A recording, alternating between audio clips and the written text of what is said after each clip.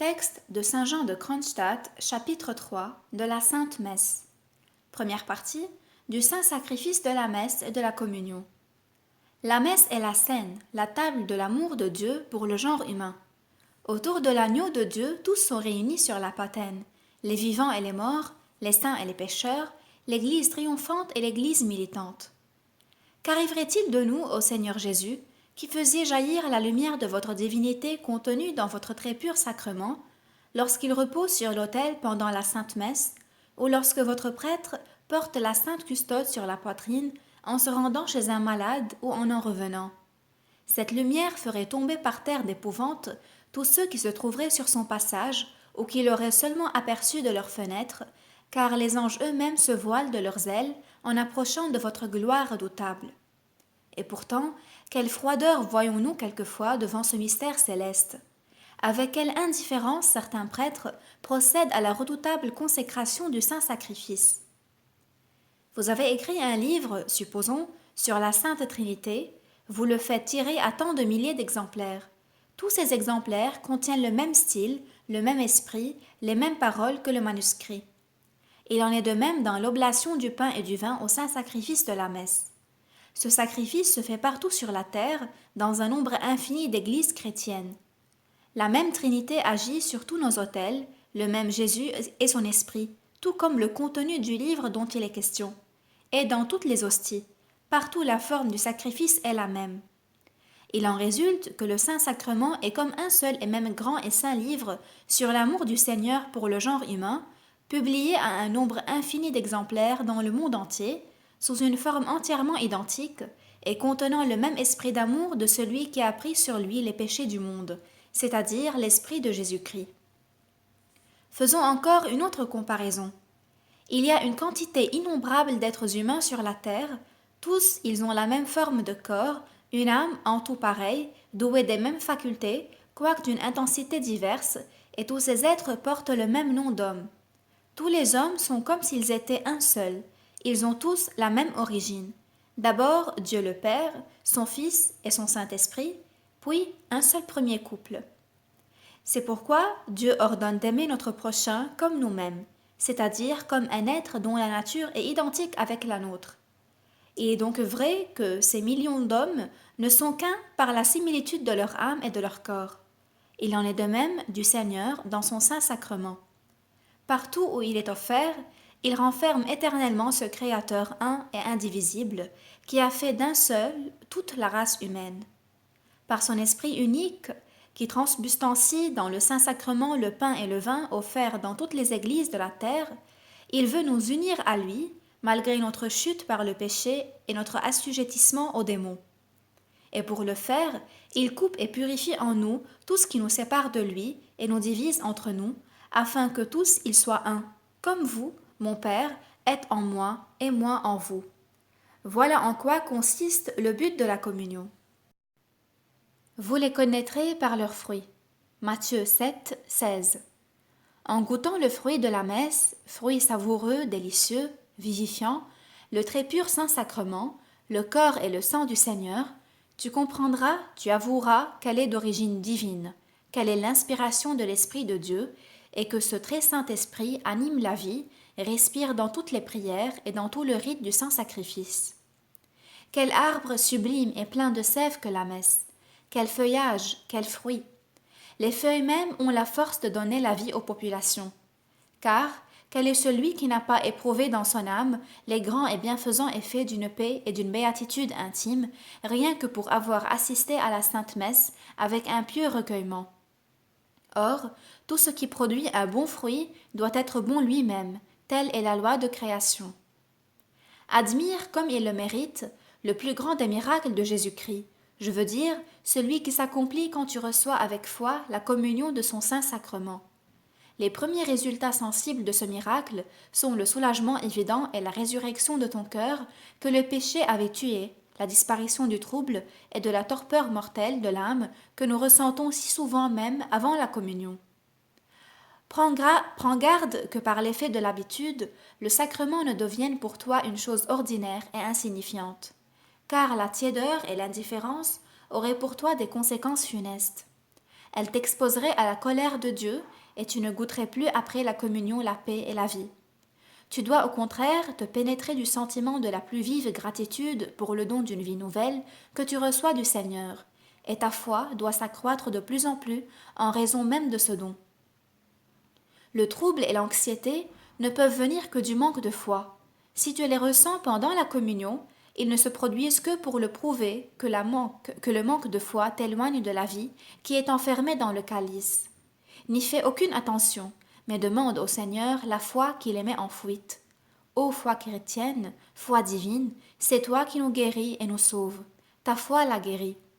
Marc 5, 34. Quel calme, quelle paix règne dans notre cœur quand nous venons de converser avec le Seigneur dans un sentiment de foi naïve et sincère. Mais hélas, si la foi manque, c'est le contraire qui arrive souvent après une communion sacrilège. Satan s'empare de notre cœur.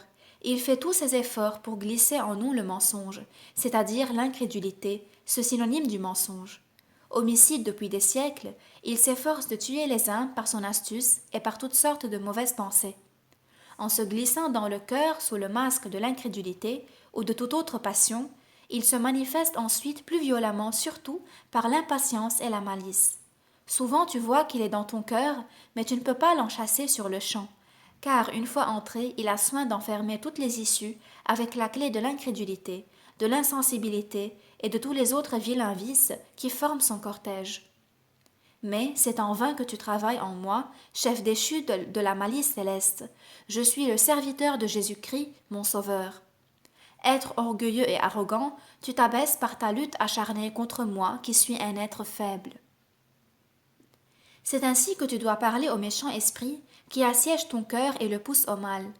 Ton apostrophe aura sur cet esprit hautain l'effet d'une verge de feu, et confondu par la fermeté et par la sagesse de ton langage, il ne tardera pas à s'enfuir.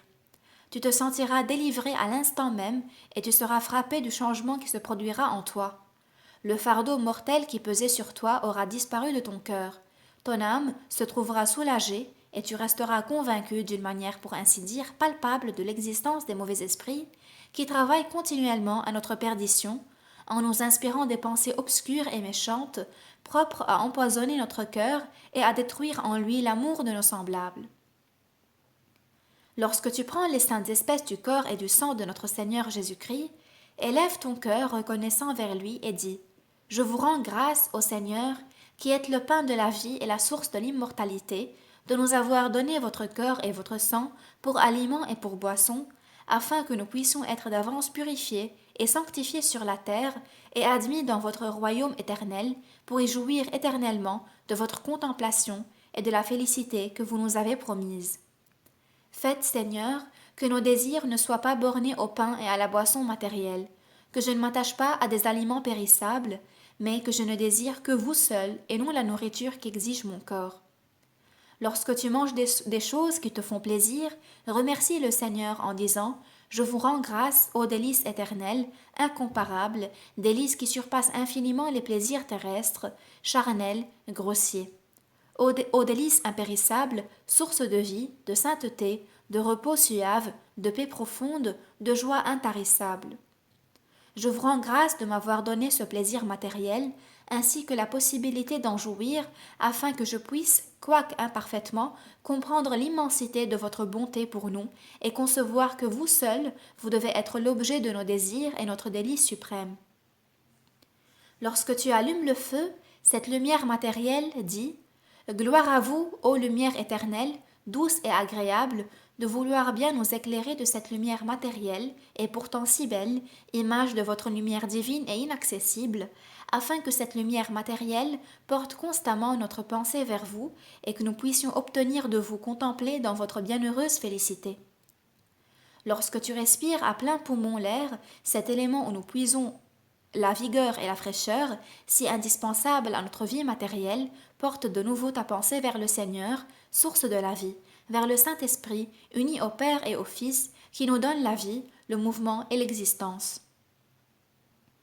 Exprime ta gratitude de pouvoir respirer sans cesse, et rappelle-toi que si le corps ne peut pas exister sans l'air, de même l'âme sans le Saint-Esprit ne peut vivre un seul instant dans la vérité, dans la liberté du bien et dans la pureté.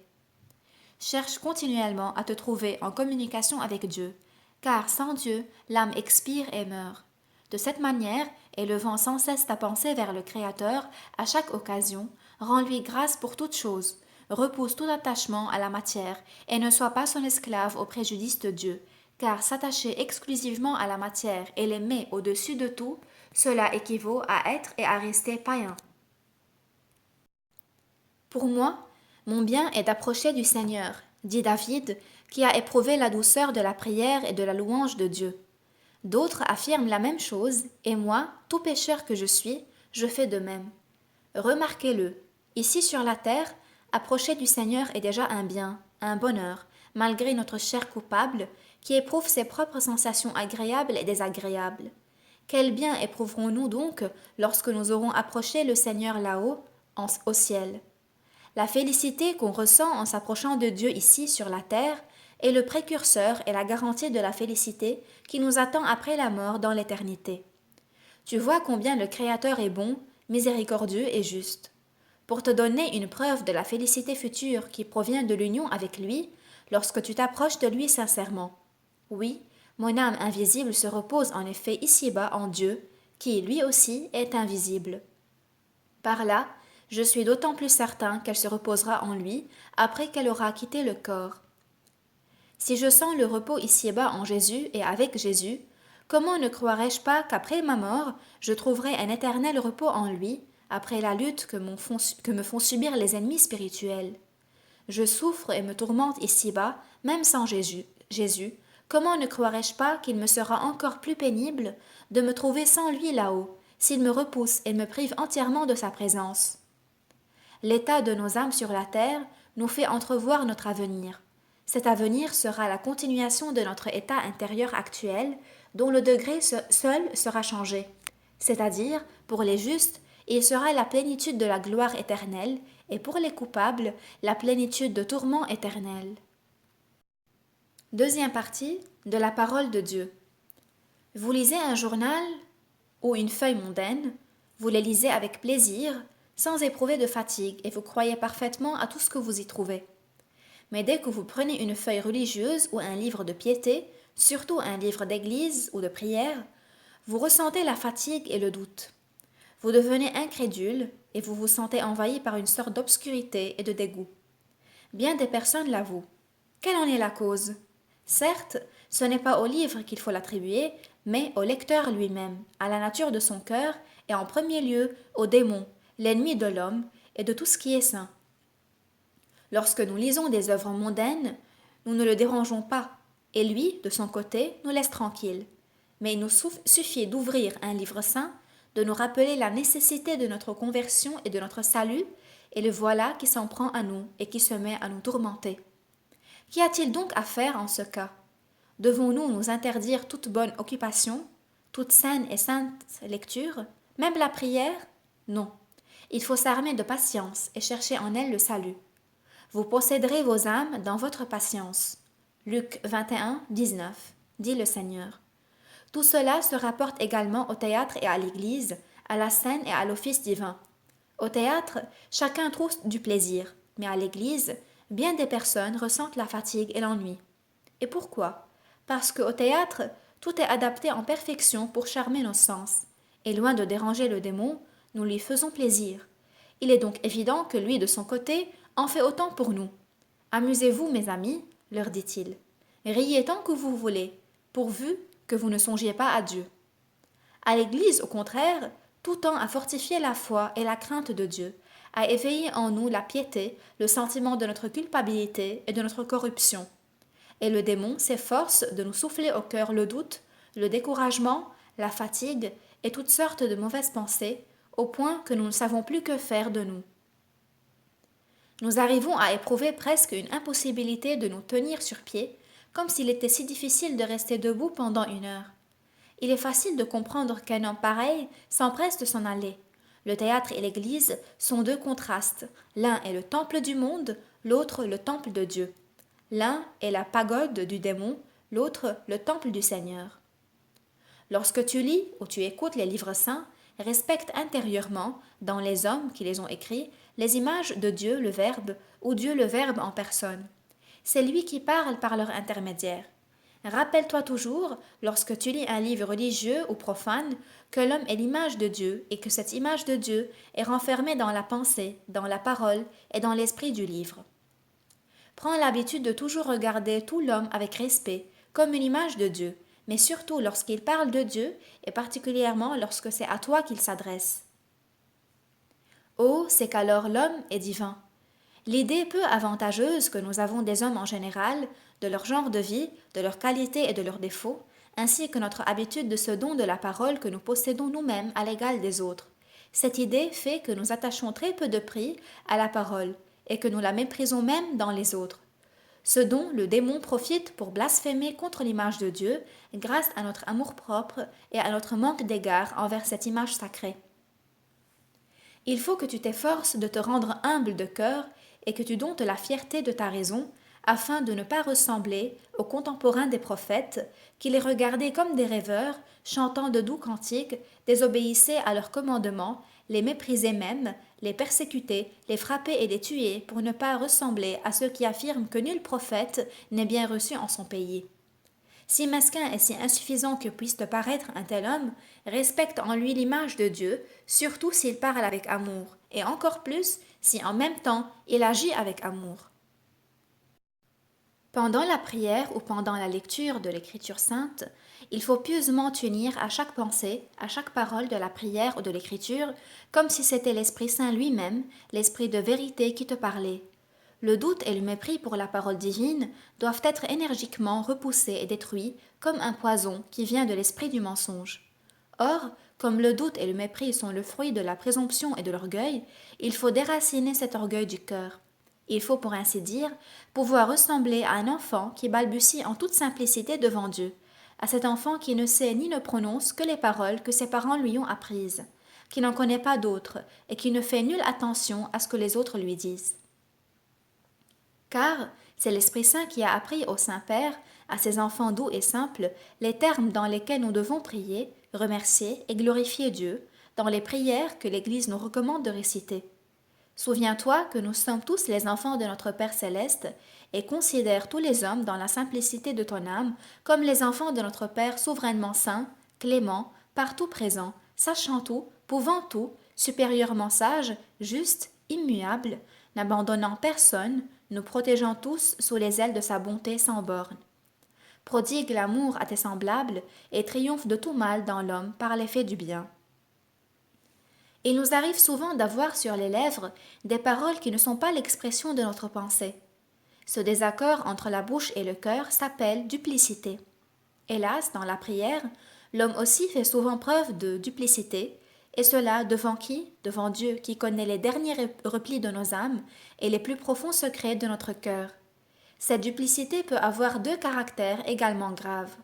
Ou bien les paroles sont le contraire de notre pensée, ou bien les premières sont l'expression de la seconde, mais notre cœur n'y a aucune part et ce sont des paroles en l'air. Dans les deux cas, celui qui prie devient sa propre dupe, en croyant qu'une telle comédie puisse être agréable à Dieu. Ô étrange et criminelle duplicité du cœur humain! C'est le fruit amer et le témoignage le plus irréductible de notre chute originelle. On dirait que le mensonge est devenu pour nous une habitude invétérée. Tout homme est menteur, dit le psalmiste. Nous mentons à Dieu comme nous mentons aux hommes. Chrétiens, extirpons tout mensonge de notre cœur et à sa place mettons la vérité et la sincérité. Pour cela, il faut prier, car de toute chose, c'est la prière qui demande avant tout une vérité sincère selon les paroles du Seigneur. Il faut adorer Dieu en esprit et en vérité. Dis toujours la vérité dans ton cœur. L'habitude de la vérité dans notre prière nous donnera vite l'habitude de la vérité dans nos rapports avec nos semblables. Mais comment faire pour apprendre à dire la vérité dans notre cœur pendant la prière?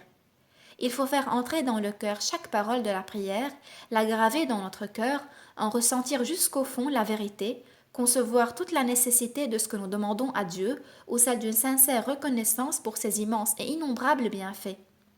Nous devons, en outre, éprouver la nécessité de lui rendre sincèrement gloire pour ses grandes et sages œuvres dans la création. Ils s'environnent de maîtres selon leurs propres désirs et selon la démangeaison de leurs oreilles. N'est-ce pas ce que font de nos jours les hommes du monde et souvent même les prêtres du Seigneur? Ne savent-ils pas trouver des docteurs qui flattent leurs oreilles? Ils puisent leur connaissance non chez le seul maître qui est Jésus-Christ, non dans son évangile et dans son Église, mais chez les hommes de lettres, chez les journalistes, chez les romanciers, chez les poètes et les comédiens.